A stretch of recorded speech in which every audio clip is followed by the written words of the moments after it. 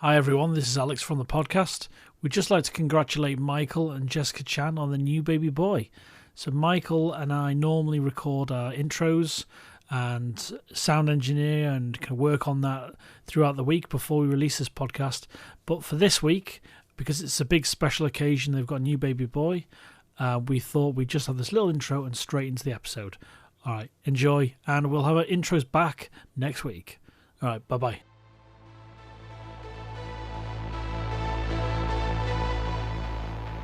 Welcome to the Hellbound Podcast, hosted by me, Alex Blackburn, the founder of the Hellbound Horror Festival, which is now returning on the glorious date of the 1st of August. I am joined, as always, by D-list actor extraordinaire Michael Chan. Now, one of the reasons I wanted to just clearly explain that, because usually I stumble over myself with the intro, is you're a bit of a chameleon, dude. Sometimes I think, I know Michael well. I know him, from our friendship outside of all things horror. But when I see things like Sub-Zero sweeping out snow and your TikTok account, which is the mind of a crazy man, which I love. Don't get me wrong. I love everything about it. Thank you. So let's talk about Canada and the Stormageddon. Or actually, no, wait. Canada and the Snowmageddon. We had a snowmageddon here in southern Ontario, in Canada, and it produced, on the news they're like 40 centimeters of snow, but some people have way more. And it just depends on where the snow ends up getting blown, right? In the direction of your home or whatever. I have friends who are still stuck in their basement apartment. When they open their door, it's just a wall of snow. Like, people are pulling out tape measures to show people just how tall the snow is on their little staircase going up, and they have to plow themselves out of that, and people have to save each other. Canada currently looks like, southern Ontario, Canada looks like an apocalypse. When the Snowmageddon hit, or Stormageddon, or whatever you want to call this thing, oh my God, the next day was nuts because no one could go anywhere, right? But the day after that, I had to get my kid to school. And there were like 18, we counted 18 stranded buses in the road. There were stranded cars everywhere. Actually, the day of, like, while the snowstorm was happening, and the day after, most of the day after, if you look at the Google Maps of our major highways, it was just closed. All the highways are closed. People were stuck on the Highway 401, which is one of our major highways. It literally looked like something out of Walking Dead, like when they go on the highway. The day after the Snowmageddon happened, I went outside in a Sub-Zero, and this is like Mortal Kombat 1 Sub-Zero, so like short sleeve, and all, like, it's a really thin costume. And I went out there in the snow, and I actually had to like trudge through the snow to get to my garage because I don't have an internal door to my garage. I had to go actually open my garage and get. I like an insane person, went to my garage, got my shovel, came back, and then had my wife shoot this in one take because I was so frozen. I was like, honey, if I don't get this in one, I'm quitting. Like, I'm not even going to try again. That's method. So I got it in one. So if you guys go on my TikTok, which is at Michael CW Chan, you can find my Sub-Zero. No regrets, but I was very cold after. Yeah, and if you complain about your weather and you've not seen snow before, then it's something to be experienced, especially that Sub-Zero clip. I thought that was hilarious, and you could see you going proper method because it looks so cold as well. I'm going to move to a different kind of Armageddon called the Sharknado. I love it so much that I bought a Funko Pop of the Sharknado. That's how much I love Sharknado. But I never watched any of the sequels, like none of them. Yeah. And because I didn't care. But then my brother-in-law recently sent, like, in the family chat, sent a message, was like, Sharknado 5. And the reason why I want to talk about it is because that is the first sequel that I have watched, and oh my God, just oh my God. I want to become, like, I started, becoming a filmmaker last year with my best friend, Katisha Shaw. Like, we have started on a filmmaking journey, and I want the two of us to get so big that and so well known and so well loved that a studio is just going to dump a pile of money in front of us, send us into a writer's room for 2 days with a pile of drugs and tell us to do our worst. Because quite frankly, that's what I think happened with Sharknado 5. That is that because what and then the writers came out 2 days later and showed the studio the script, and the studio said, yes, let's make this thing. Let's. So apparently in this, I don't even know what happened in the other sequels, and Tara Reid's character is now like has cybernetics, and she's like, I don't know if she's human or cyborg or whatever on Earth she is. She has superpowers, and I'm just like, what is going on? It's so bad, it's good. And usually when filmmakers set out to make a bad movie, it's not so bad it's good. It's just terrible. Like, I don't want to watch it. Like some of those scary movies from, way back when they made comedies out of horror films, they're so bad. Like I could not watch them. I had no fun. But Sharknado, that's why I said it's like they just told a bunch of writers to do their worst, and they didn't care. They didn't even try to censor them, didn't try to stop them. Whatever ideas they come up with just got greenlit, because that's what this movie is. And it's so good that my brain melted. Like, if you feel depressed about the pandemic, watch this Sharknado 5 and then watch 6, because I'm going to do that after. Apparently there's time travel and dinosaurs, so I need to keep going, because now I'm convinced that I need this as medicine for this pandemic, and so do the rest of you. Your brain will be having such a hard time processing just how bad this thing is that it will require 100% of your brain power, and you will just have no room for anything else in your life. Literally nothing else. You won't be able to think about anything, because your brain is just going, what is going on? 0 out of 10 for if you want to talk about how good of a movie it is, but a 10 out of 10 on the Funometer.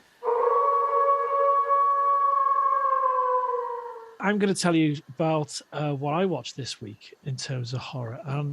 I feel as though I'm rubbing it in, so to speak, because in the UK, theatres or cinemas are currently still open. I know across Canada they're closed, and anything like that. I shake my fist at you. So I went to see the new Scream film. I won't say too much about it. You get to see it and I don't. I would say, and I'm a huge Scream fan, that doesn't mean necessarily it's going to mean the same thing for everyone. I truly believe it's the best Scream sequel at the very least. I turned to Vicky, my wife, and after the opening going, this is a proper movie. This is a great Scream movie. Wes Craven would have been proud of what the two directors have done. The way they use the legacy characters is really interesting and not overbearing. There's breathing room for all the actors in the film. How they matured Dewey and Gale Weathers and all the other characters.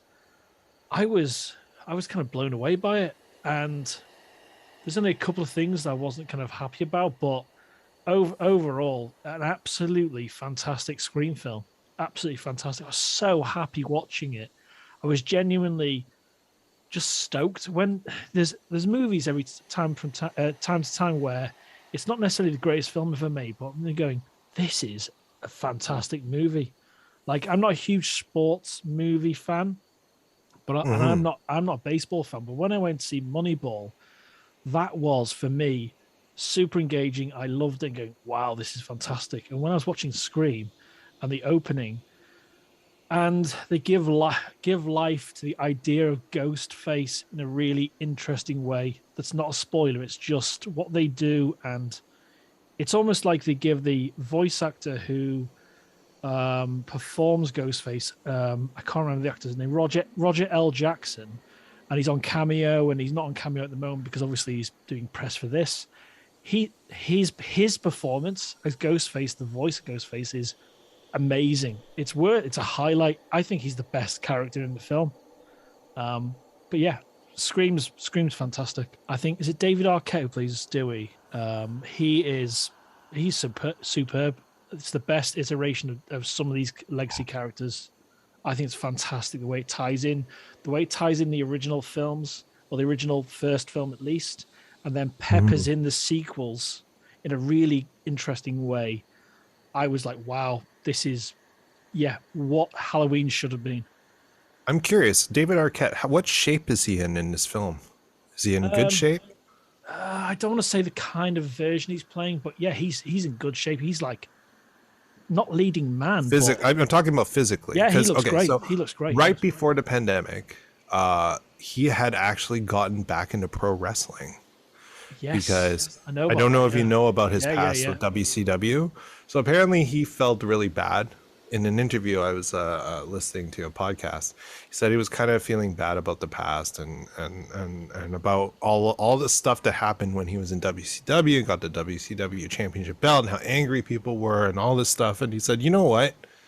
I'm going to prove to people that I can wrestle and that I'm a legitimate wrestler. So he went and started training and working with this wrestler, RJ City and all that. And it was amazing. Like, I saw some of his work. I think he nearly killed himself one time too in the ring because he was. Isn't there a documentary about this? Isn't there a documentary with him? I'm not sure. Did he do a documentary? Sure there is. Yeah, getting back into it. Yeah. Regardless, like I watched some of his footage, and wow, I was like, wow, you really are training like really, really hard and like getting in amazing shape for his age. And, to actually learn to wrestle at that age, like I have a friend who used to do some indie pro wrestling, and she has been joking about getting back into it. And she keeps like trying to tease me. It's like, Michael, come on, you've always wanted to learn how to do pro wrestling. I'm like, yeah, you're right. Yeah. So I've already joked that if she gets back into it, I will go train with her with the express purpose of having one singular match as her tag team partner. So in a male, like an intergender match, and I will retire. Wow. Immediately, because there's no way in hell I will ever be a pro wrestler. But to learn the art, because I think the artistry is amazing. But yeah, like I was curious what David Arquette looked like. Because I believe this film was shot during the pandemic, right? He looks great physically. He looks like a leading man, and he is. Sweet. David's really grown into the character. The way they developed Dewey, and they've really allowed him to run with it, and they don't lean into the kind of cheesy aspect of him, but they allow for breathing room of that from at the right points. Mm-hmm. Yeah, I think I was like watching him, and you see it in the trailers. Obviously, I know you haven't seen the trailers, but you think, okay, this is a new version. So he's really grown to his character in the film, and I wouldn't necessarily say there's obvious signs of a sequel, but if there is, you'd like to think that it's at a new level now. It's at a new level in terms of quality and acting and performances. So, yeah, I thought it was absolutely superb. A worthy sequel to the first film. That's what I'd say. You have me so excited now. You have no idea. But also I'm angry because like there's no way I'm going to be able to watch this outside of just obviously theaters being closed. Unless they put it on streaming. Like and I'm saying this to all the studios out there, guys, come on.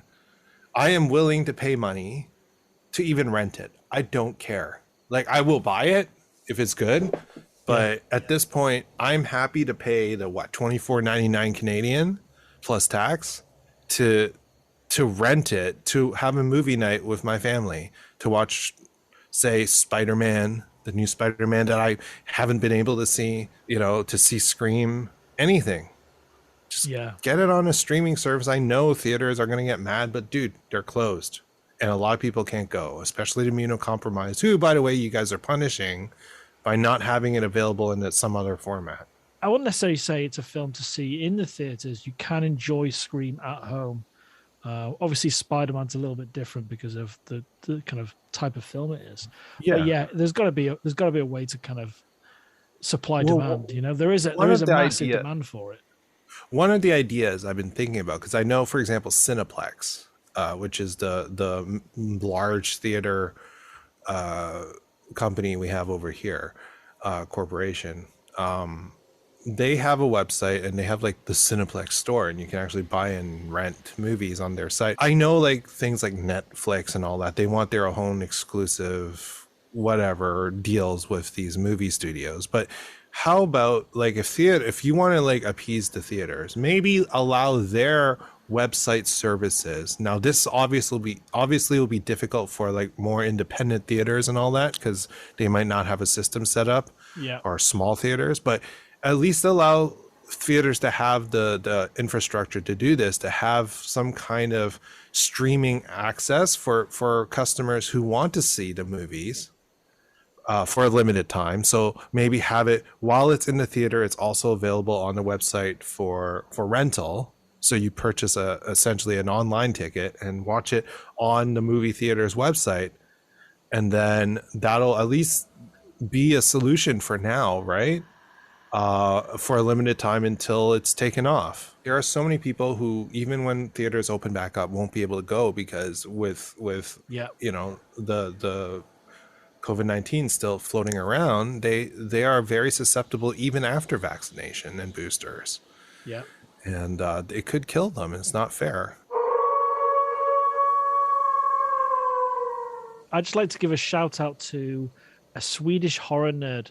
I don't know the name of the guy or girl, but thank you to a Swedish horror nerd for putting us on their website and to recommending ourselves and a bunch of other horror-based podcasts from across the world. So little shout out to a Swedish horror nerd. Really, really appreciate it. And because yeah, we appreciate any support we can get, especially like we're such a new podcast, right? We're trying to get our name out there, and it's people like you that help us grow, and yeah, we will not forget the support that you've given us. Let's talk about merch. Wow, Echoes now. Merch. So, Michael, what do you like about our merch we've got on offer for our fans? So yeah, wow, Alex, I like you first of all, you took so many of the ideas that we talked about and made them a reality. I'm so happy. Like we have stickers, we have the shot glasses, the tumbler. Is it a tumbler? No, wait. It's sorry, apparently the it's traveler. Apparently, it's a wine. It's a wine. It's for drinking wine out of. Oh, I didn't click yeah. on it. I just saw the picture and not the description, the name. I thought it was like a traveling coffee mug. Not coffee mug, coffee It's a wine thing? I might be completely wrong, but no. We've got a pint glass. Let me just make some corrections. We've got a pint glass. Yes, we do. Stainless tumbler. That's for water. That's the one. But there is a wine tumbler as well, apparently. Oh, I missed that, but that's cool. We've not released that yet, but we will do soon. Never mind. It is coming soon. Coming soon. I love our new merch. Like, I love the mask.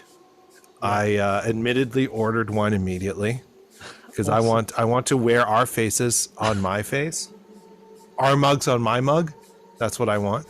Speaking of mugs, we also do have a mug that is absolutely gorgeous. We have long sleeve shirt, long sleeve sweatshirt, hoodie. I ordered a hoodie. It's just absolutely amazing. And on top of all that, not only is there Hellbound Podcast merch on that site, there's Hellbound Festival merch, including our variant logo shirt, which is beautiful. Only 20 will be made. I was tempted to order one, but I did not because I would like to make sure that all 20 are purchased by fans. It's not fair if one of the hosts ends up buying one of 20. But and then there's Slayer Talk stuff that has my wife's face on it, one of our guest voices for our intros. I am just so excited. Like, everything is amazing. But yeah, our Hellbound Podcast merch is absolute fire, and that's no cap in that. I'm using Gen Z terminology and I feel gross and dirty using it. I apologize to Gen Z for attempting to use your terminology. I'm kind of stoked about how it's developing as well, from Slayer Talk to Hellbound from last year, even our original judges tee, which is those are beautiful icons that represent all of our judges from the first Hellbound festival. Yeah. So yeah, there's a couple of new designs, and we'll have a full festival T-shirt. That won't be a limited. That'll be kind of a consistent shirt that we offer, kind of like the last Hellbound main T-shirt, and that'll be coming up. So there'll be new designs, new horror designs, and there's going to be a special Michael Chan edition of the Hellbound Podcast T-shirt as well. Wait, what? Yeah, so that's all I'm going to tell you about that. There's going to be a very special version. What? Thanks. You won't be able to. No one will be able to buy it. Sadly, sorry, fans, unless Michael okays it. But Michael's getting a special T-shirt to aid him in the world. So yeah. Wow. Okay. Yeah. Okay. So wait, there's not going to be. See, I've always imagined that we would also have merch that are like individualized. So like the Alex merch and the Michael merch. Well, if it turns out and you want to open it up to a wider audience, I'm happy to do that, where there's going to be a unique piece of art that's just Michael inspired. So yeah, I think that's a great idea to do merch based on ourselves. But yeah, there's a we could use the intros as inspiration, as an example, like Iron Suit Alex. It's all and in hand, it's all in hand, yeah. Once there is a future segment that I've been discussing with Alex, and I won't tell you guys much more about it, but his Iron Man suit is going to evolve. Yeah. You are actually listening to us talk about merch creation in real time. Hope this isn't boring for you, because it's not getting cut out. And Alex, I will kick your butt if you cut this out. No, this isn't getting cooked out. All the clacking sounds and me typing on my keyboard, I'll keep all those. But yes, we should probably cap this episode off now before we tangent off way too far or start reading Chuck Tingle covers again like we did last week.